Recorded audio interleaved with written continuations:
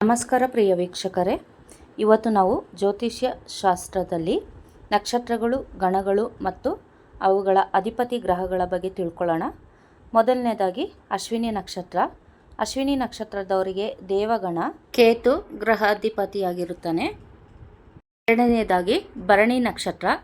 ಭರಣಿ ನಕ್ಷತ್ರದವರಿಗೆ ಮನುಷ್ಯಗಣ ಶುಕ್ರ ಅಧಿಪತಿ ಗ್ರಹ ಆಗಿರ್ತಾನೆ. ಮೂರನೇದು ಕೃತಿಕಾ ನಕ್ಷತ್ರ. ಇವರಿಗೆ ರಾಕ್ಷಸಗಣ ರವಿ ಗ್ರಹ ಅಧಿಪತಿಯಾಗಿರ್ತಾರೆ ಇವರಿಗೆ. ನಾಲ್ಕನೇದು ರೋಹಿಣಿ ನಕ್ಷತ್ರ. ಇವರಿಗೆ ಮನುಷ್ಯಗಣ ಬರುತ್ತೆ, ಚಂದ್ರ ಗ್ರಹಾಧಿಪತಿಯಾಗಿರ್ತಾನೆ.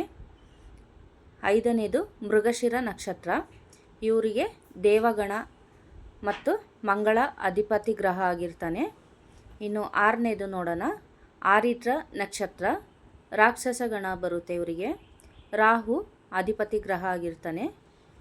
ನೆಕ್ಸ್ಟು ನೋಡೋದಾದರೆ ಏಳನೇ ಗ್ರಹ ನಮಗೆ ಪುನರ್ವಸು ನಕ್ಷತ್ರ. ದೇವಗಣ ಗುರು ಅಧಿಪತಿ ಗ್ರಹ ಆಗಿರ್ತಾನೆ. ಎಂಟನೇದು ಪುಷ್ಯ ನಕ್ಷತ್ರ. ದೇವಗಣ ಶನಿ ಅಧಿಪತಿ ಗ್ರಹ ಆಗಿರ್ತಾರೆ. ಒಂಬತ್ತನೇದು ಆಶ್ಲೇಷ ನಕ್ಷತ್ರ. ಇವರಿಗೆ ರಾಕ್ಷಸಗಣ ಬುಧ ಅಧಿಪತಿ ಗ್ರಹ ಆಗಿರ್ತಾನೆ. ಹತ್ತನೆಯದು ಮಖ ನಕ್ಷತ್ರ. ಇವರಿಗೆ ರಾಕ್ಷಸಗಣ ಬರುತ್ತೆ, ಕೇತು ಅಧಿಪತಿ ಗ್ರಹ ಆಗಿರ್ತಾರೆ. ಹನ್ನೊಂದನೇದು ಪುಬ್ಬ ನಕ್ಷತ್ರ. ಮನುಷ್ಯಗಣ ಶುಕ್ರ ಅಧಿಪತಿ ಗ್ರಹ. ಹನ್ನೆರಡನೇದು ಉತ್ತರ ನಕ್ಷತ್ರ. ಮನುಷ್ಯಗಣ ರವಿ ಅಧಿಪತಿ ಗ್ರಹ ಆಗಿರ್ತಾರೆ. 13ನೇದು ನಕ್ಷತ್ರ ಬಂದು ಹಸ್ತ ನಕ್ಷತ್ರ. ಇವರಿಗೆ ದೇವಗಣ ಚಂದ್ರ ಅಧಿಪತಿ ಗ್ರಹ ಆಗಿರ್ತಾರೆ. 14ನೇದು ಚಿತ್ತ ನಕ್ಷತ್ರ. ಇವರಿಗೆ ರಾಕ್ಷಸಗಣ ಬರುತ್ತೆ, ಮಂಗಳ ಅಧಿಪತಿ ಗ್ರಹ ಆಗಿರ್ತಾರೆ. 15ನೇದು ಸ್ವಾತಿ ನಕ್ಷತ್ರ. ಇವರಿಗೆ ದೇವಗಣ ರಾಹು ಅಧಿಪತಿ ಗ್ರಹ ಆಗಿರ್ತಾರೆ. 16ನೇದು ವಿಶಾಖ ನಕ್ಷತ್ರ. ರಾಕ್ಷಸಗಣ ಗುರು ಅಧಿಪತಿಯಾಗಿರ್ತಾರೆ. 17ನೇದು ಅನುರಾಧ ನಕ್ಷತ್ರ. ಇವರಿಗೆ ದೇವಗಣ ಶನಿ ಅಧಿಪತಿ ಗ್ರಹ ಆಗಿರ್ತಾರೆ. 18ನೇದು ಜ್ಯೇಷ್ಠ ನಕ್ಷತ್ರ.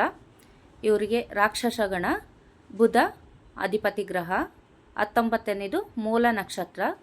ರಾಕ್ಷಸಗಣ ಕೇತು ಅಧಿಪತಿ ಗ್ರಹ ಆಗಿರ್ತಾರೆ. ಇನ್ನು 20ನೇದು ಪೂರ್ವಾಷಾಢ ನಕ್ಷತ್ರ. ಮನುಷ್ಯಗಣ ಶುಕ್ರ ಅಧಿಪತಿ ಗ್ರಹ ಆಗಿರ್ತಾರೆ.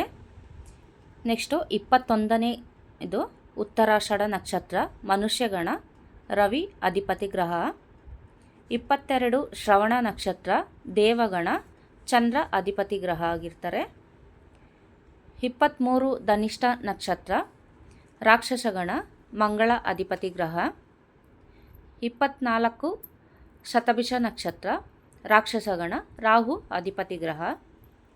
25 ಪೂರ್ವಭದ್ರ ನಕ್ಷತ್ರ. ಮನುಷ್ಯಗಣ ಗುರು ಅಧಿಪತಿ ಗ್ರಹ. 26 ಉತ್ತರ ಭಾದ್ರ ನಕ್ಷತ್ರ. ಮನುಷ್ಯಗಣ ಶನಿ ಅಧಿಪತಿ ಗ್ರಹ. 27ನೇದು ಕೊನೆಯದು ರೇವತಿ ನಕ್ಷತ್ರ. ದೇವಗಣ ಬುಧ ಅಧಿಪತಿ ಗ್ರಹ.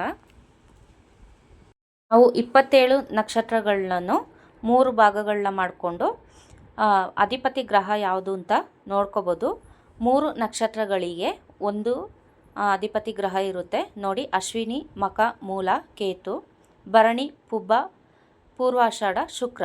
ಕೃತಿಕ, ಉತ್ತರ, ಉತ್ತರಾಷಾಢ ರವಿ. ಈ ರೀತಿಯಾಗಿ ನಾವು ನೋಡ್ಕೋಬೋದು. ಇದರಲ್ಲಿ ನಮಗೆ ಯಾವ ನಕ್ಷತ್ರಕ್ಕೆ ಯಾವ ಗಣ ಬರುತ್ತೆ, ಅದೇ ಜೊತೆಗೆ ಯಾವ ಗ್ರಹ ಅಧಿಪತಿಯಾಗಿರ್ತಾರೆ ಅಂತ ನಾನು ಪೂರ್ಣ ವಿವರದಿಂದ ನಿಮಗೆ ತಿಳಿಸ್ಕೊಟ್ಟಿದ್ದೀನಿ. ಈ ವಿಡಿಯೋ ನಿಮಗೆ ಇಷ್ಟ ಆದರೆ ಲೈಕ್ ಮಾಡಿ, ಇಷ್ಟ ಆಗಿಲ್ಲ ಅಂತ ಹೇಳಿದ್ರೆ ಡಿಸ್ಲೈಕ್ ಮಾಡಿ.